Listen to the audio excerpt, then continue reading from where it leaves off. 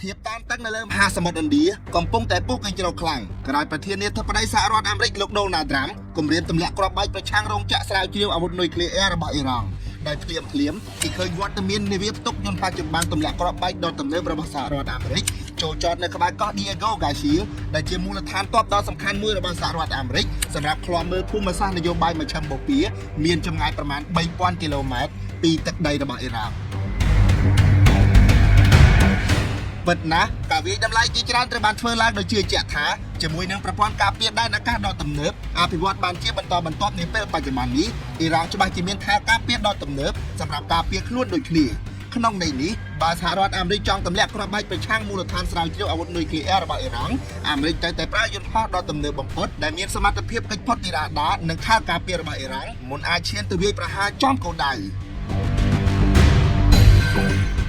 អ្នកវិភាគបានវាយតម្លៃថាប្រសិនបើសហរដ្ឋអាមេរិកពិតជាបើកការវាយប្រហារលើអ៊ីរ៉ង់មែននោះបីសាច់ពិឃាតដែលត្រូវប្រើក្នុងបេសកកម្មនេះគឺមានតែ3ប្រភេទប៉ុណ្ណោះដែលមានសមត្ថភាពខ្លាំងអាចជា B2 Spirit Stealth Bomber ក៏អាចជា B21 Raider ឬជា Certified Lightning II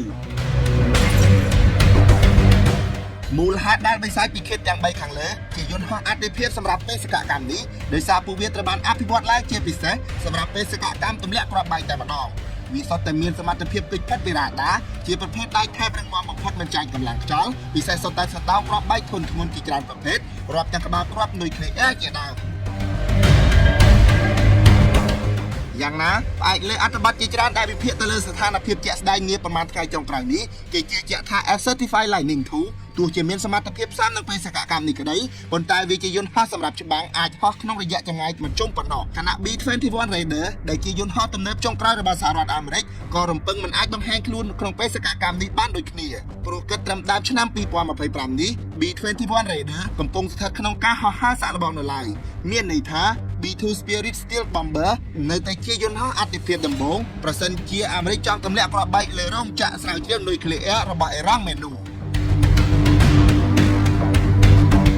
ជាយន្តហោះដ៏ថ្លៃបំផុតមួយនៅលើផែនដីជាមួយតម្លៃប្រមាណ$737 លានក្នុងមួយគ្រឿងផលិតឡើងសម្រាប់ទៅបេសកកម្មទម្លាក់គ្រាប់បែកតែប៉ុណ្ណោះដោយដាក់ឲ្យប្រើប្រាស់ជាលើកដំបូងចាប់តាំងពីឆ្នាំ1997មកម្ល៉េះយន្តហោះប្រភេទនេះអាចហោះហើរក្នុងល្បឿនប្រមាណ1000 គីឡូម៉ែត្រក្នុង1ម៉ោងប៉ុន្តែអ្វីដែលពិសេសគឺវាអាចហោះហើរក្នុងរយៈចម្ងាយដល់ទៅរាប់ម៉ឺនគីឡូម៉ែត្រដែលមិនបាច់ចោះចតនៅឡើយខណៈចាក់ប្រេងមួយពេញ B2 Spirit Stealth Bomber អាចហោះហើរសរុបបានដល់ទៅ6000ម៉ៃលឬស្មើនឹងប្រមាណ10000 គីឡូម៉ែត្រជាក់ស្ដែងកាលពីដើមឆ្នាំ1997ក្រោយសហរដ្ឋអាមេរិកសម្រេចចូលរួមក្នុងសង្គ្រាមនៅកូសូវូ B2 Spirit Stealth Bomber ត្រូវបានគេប្រើប្រាស់សម្រាប់ទម្លាក់គ្រាប់បែកជាច្រើនគោលដៅត្រឹមតែរយៈពេល8សប្តាហ៍ប៉ុណ្ណោះពិសេសវាបានហោះចេញពីមូលដ្ឋានកងទ័ពរបស់អាមេរិកក្នុងរដ្ឋមីសូរីទៅកាន់យូហ្គោស្លាវីនិងត្រឡប់មកវិញក្នុងចម្ងាយសរុបជិត20000 គីឡូម៉ែត្រដោយមិនបានចុះចតម្ដងណាឡើយនិងប្រើពេលប្រមាណ30ម៉ោងប៉ុណ្ណោះលើពីនេះ B2 Spirit Stealth Bomber មានបំពាក់បច្ចេកវិទ្យាបំបាំងកាយនិងមានសមត្ថភាពសណ្ដោងគ្រាប់បែកសរុបដល់ទៅ18តោនរាប់ទាំងគ្រាប់បែកនុយក្លេអ៊ែរប្រភេទ B83 ផងដែរជាមួយនឹងបច្ចេកវិទ្យាទំនើបសមត្ថភាពហោះហើរក្នុងរយៈចម្ងាយថ្ងៃអាចសណ្ដោងគ្រាប់បែកបានច្រើនមានន័យថា B2 Spirit Stealth Bomber នៅតែជាយន្តហោះអតិភិបប្រសិនបើអាមេរិកចង់វាយប្រហារលើអ៊ីរ៉ង់មួយវិញទៀតក្រោយនាវាផ្ទុកយន្តហោះអាមេរិកបានទៅដល់មូលដ្ឋានទ័ព Diego Garcia គេសង្កេតឃើញវត្តមាន B2 Spirit Stealth Bomber នៅទីនោះដូចគ្នាមានន័យថាអាមេរិកគិតគូររួចទៅហើយថានឹងប្រើបិសាចពិឃាតប្រភេទនេះដើម្បីវាយប្រហារលើអ៊ីរ៉ង់